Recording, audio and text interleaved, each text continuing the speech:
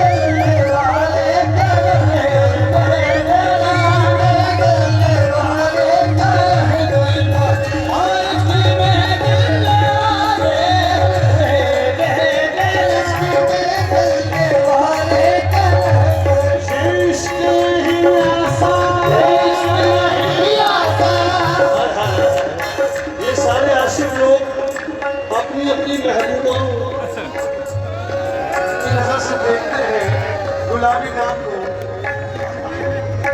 मैं अजीब आज 2 शहरों में कवाली कर रहे हैं।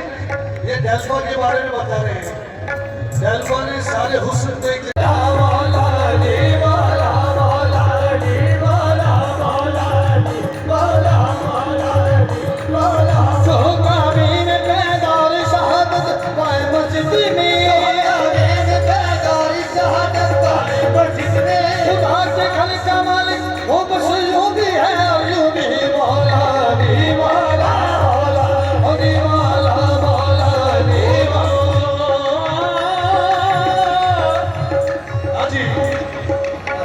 सूफी कौन कौन बनना चाहता है? हाथ उठा के बताओ। सूफी वो होता है, दाता अली हजबरी फरमाते हैं कि सूफी वो होता है जो अपने लिए पसंद करे वो अपने दोस्त के लिए पसंद करे, जब वो बांटे तो फर्क ना करे। हाँ जी, ओम बन्नी सूफी बोली सुनते